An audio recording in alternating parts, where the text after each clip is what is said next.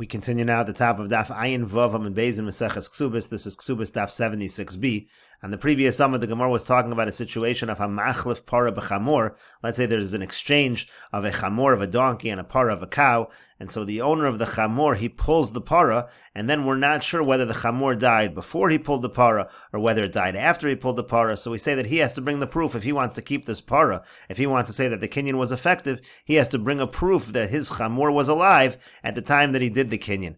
And this was a statement of Shmuel, and Shmuel said we can have a proof to this from our Mishnah. The Mishnah also says, according to one understanding of the Mishnah says that anytime the father or the wife wants to collect the ksuba in a situation of a dispute in terms of when she developed a mum, so it says the father or the wife, they have to bring the evidence that the mum developed after the marriage had already begun. And that's what the Gemara says over here, kala b'veis avi. If that's what we're talking about, a kala in the house of her father, that we're saying, just like over there, the father has to bring the evidence, even in a situation where she's already married, where she's already in the rishus of the husband, and so too over here, even though over here also, where he's already done the meshich on the para, he still needs to bring the evidence. But the Gemara says, midami, can you really compare the two cases at all? Hasam over there, maisi avraya umapik, there the father is bringing proof and he's taking money from the husband. That's what's happening in our Mishnah. But over here, maisi balachamor raya umukim, really, the balachamor, when he brings the proof, he's really just keeping what he's already taken possession of. He's already done the meshicha on the para, so he's not bringing evidence in order to take money from the Baal HaPara. He's bringing evidence in order to keep the para in his possession and say that the kinyan was effective. As Rashi over here says, midami, is it really comparable? Hasam dinu shetzarach lavi raya. There, by the case of the father, it actually makes sense that he should be the one to bring the evidence. Sharehu amotzi mechaveru. He's the one trying to take money. He's extracting money from the husband. Hilkach maisi rayu mapik mamona. Therefore, of course, he has to bring the evidence in order to take the money. Now you're trying to say that this should be evidence to our case, in a case where the guy really already has a chazak on the para because he's already done meshicha. He has to bring a proof just to keep the money that he already has in his possession. So what kind of proof is Shmuel bringing from our Mishnah to his halacha? Again, that's what the Gemara means. Here the Baal Chamor has to bring a proof just to keep what he's already taken possession of, and so therefore the Gemara says, Rabbi Abba says, no, the proof was actually from the case of the Mishnah as follows. Kala b'veis chamer, we're talking about a case where the kala is in the house of her father-in-law where she's already married. As Rashi over here says, Kala b'veis chameha, we're talking about a kala in the house of her father-in-law, meaning seifa d'masis. And don't look at the beginning of the Mishnah, look at the end of the Mishnah. That was saying in that case where she's already married, it was actually the husband that has to bring the proof. Really, the husband has to pay the ksuba unless he proves otherwise. Again,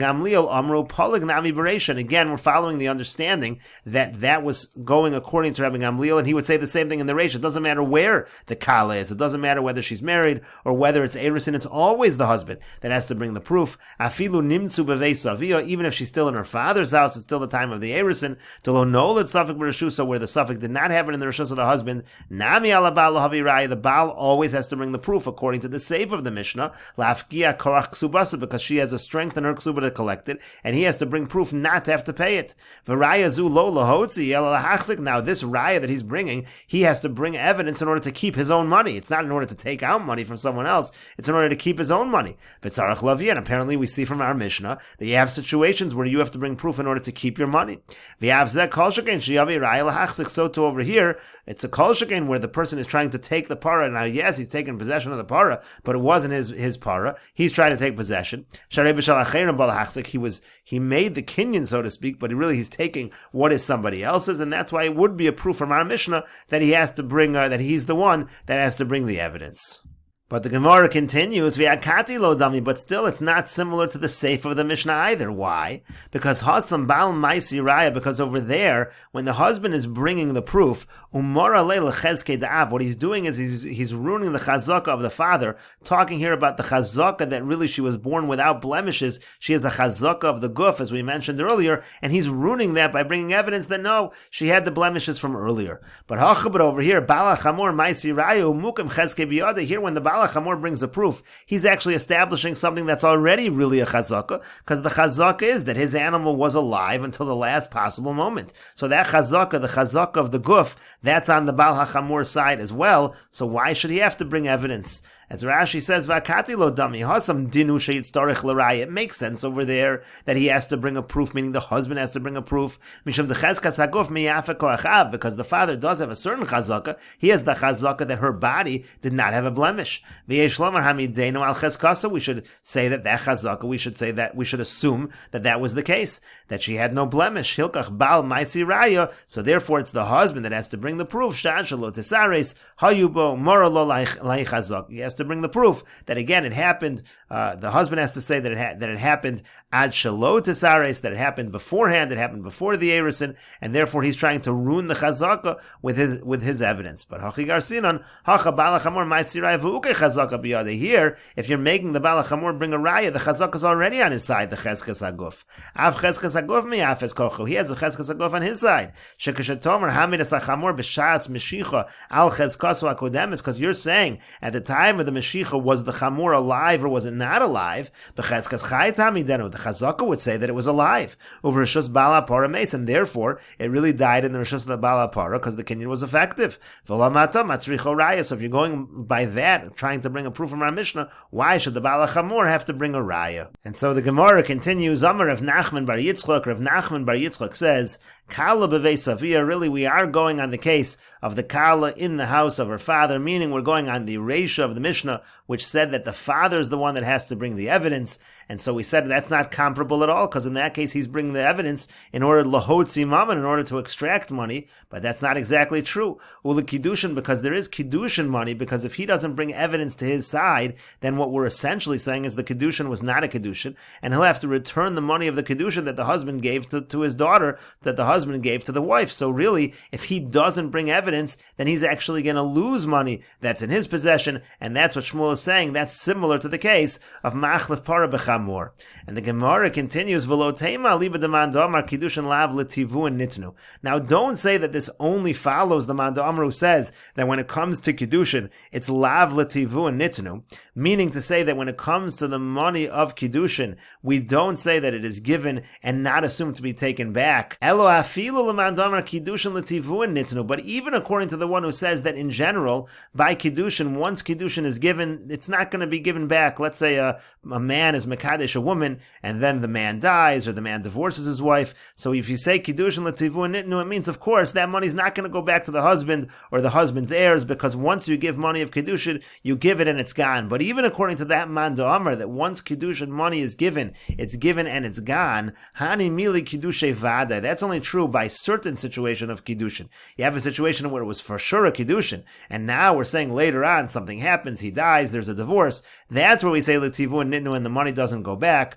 Avol kiddushay tos. But when it comes to a kiddushin that's actually a mistake, like in this situation where there's a blemish and we're saying the kiddushin was not effective at all, so in such a situation, imaisi raya, if the father brings a proof, then yes, he's allowed to keep that kesef kiddushin. Lo, but if he doesn't bring a proof, then he actually has to give back that kesef kiddushin. And again, that's why it's similar to the case of the machlef par b'chamor, because we're saying the father has to bring evidence, and if the father does not bring evidence, money is actually taken away from him. And Rashi over here explains, Amar of Nachman bar Yitzchak kala b'vei savio l'kiddushin reisha de masnisin sayate de matil havo asraya la'av. Again, we're now going from the reish of the Mishnah, where it is the father that has to bring the evidence that there was no blemish before the time of the erison in order to collect the ksuba money. And even though he has a chazaka on his side,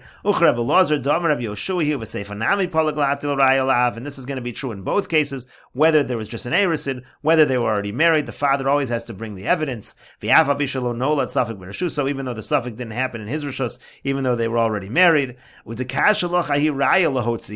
now you're saying you had a kasha. That's totally different, because there he's bringing a raya in order to take money from the husband. Of course he needs the raya.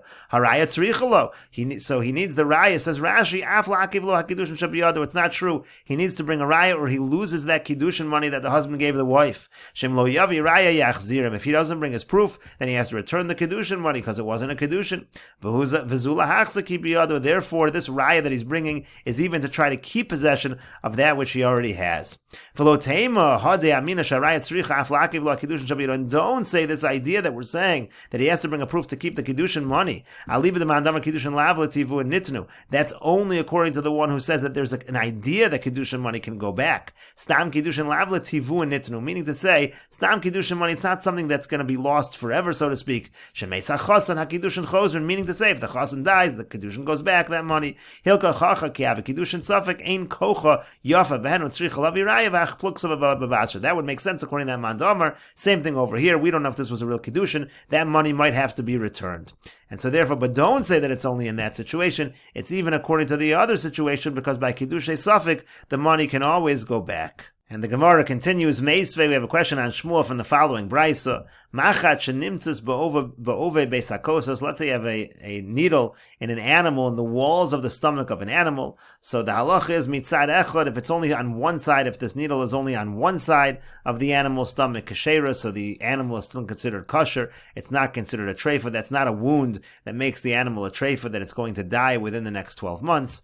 Mishneitz doesn't, but if it's on two sides, if it goes through two sides of the walls of the stomach, so treifa. So in such a situation, the animal is considered a treifa. And the Brisa continues, Nimtzala kort dam. Now let's say you find a little blood on this needle. Biyadua shu lifnei shchita. Then you know it was injured before the actual time of the slaughtering. It's a treifa. It's not a kosher animal. Lo nimtzala kort dam. However, if there's no blood on the needle, so biyadua shu lachar shchita, then you know that this all happened after the shchita and the animal is perfectly kosher. And the Brisa continues, Huglad pihamaka. Now let's say you see a scab over the wound, over that area. So biyadua shashlosha yamim kodem shchita. Then you know that this incident happened, this wound happened, it became a treifa 3 days already before the actual shchita. Now that would make a difference. Let's say somebody bought this animal, he's going to know that the wound actually happened 3 days ago, and this becomes a mekachtos. He can go back on the sale and say that he gets his money back.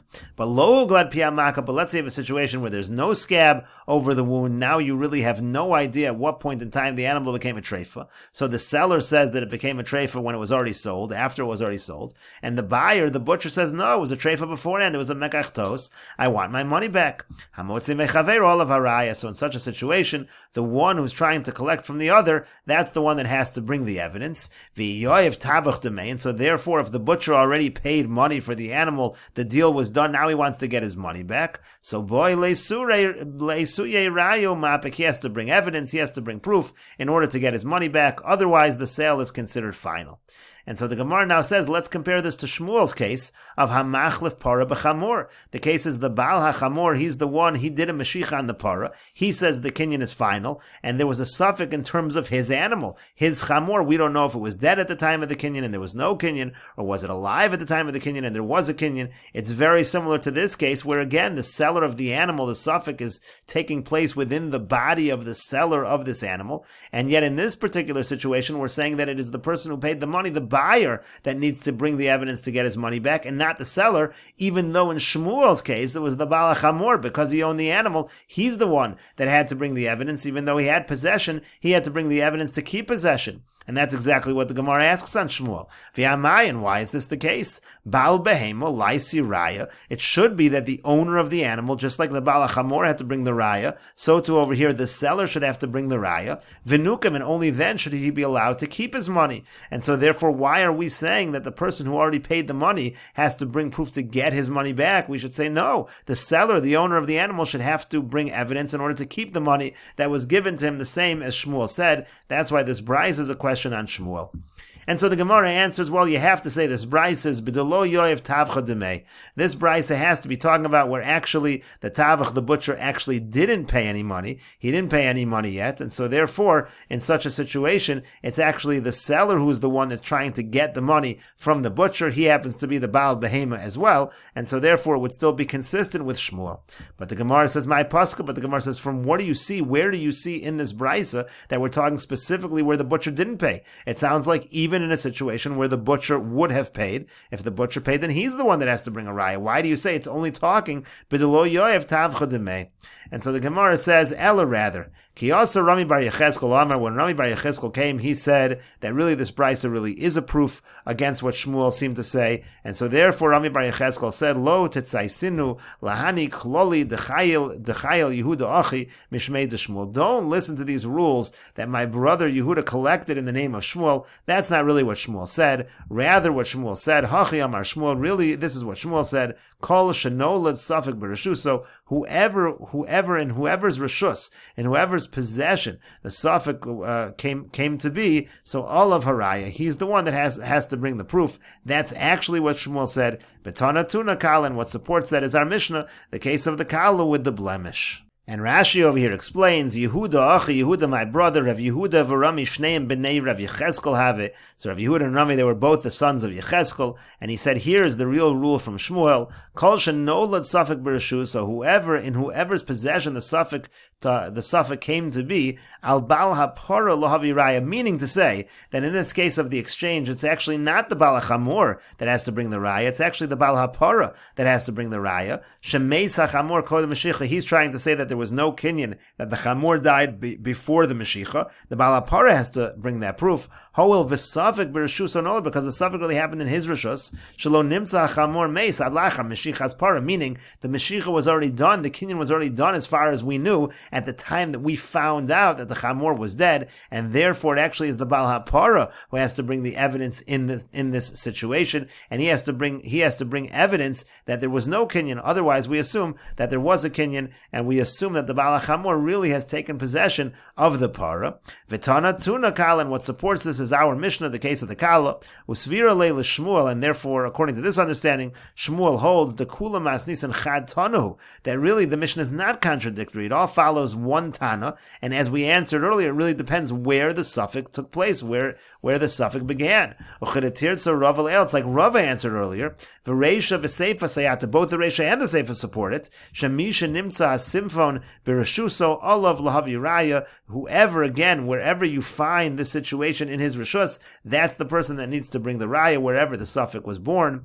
Oda bevei, meaning to say, let's say we're still holding by Erison, she's still in her father's possession, there still was not a marriage. So in such a situation, al ha'av lahavi raya. So then the father's the one that has to bring the proof if he wants to collect the ksuba. But nichnas alachupa. But let's say she already got married, so then she b'reshus abal, she's in the husband's possession. Al habal lahavi raya. Then the baal has to bring the raya that he doesn't have to pay the ksuba. Ve'afilu hu dar beveis chamev b'reshusohi. And even if he lives in the house of his father-in-law, still it's considered to be that it's in his reshus, and that's why we're saying the Mishnah is a support for what Shmuel said, because Shmuel said whoever in whomever's possession this suffix was born, that's the person who has to bring the raya, and it's really the Baal HaPara who has to bring the raya, and that follows exactly what the Mishnah said.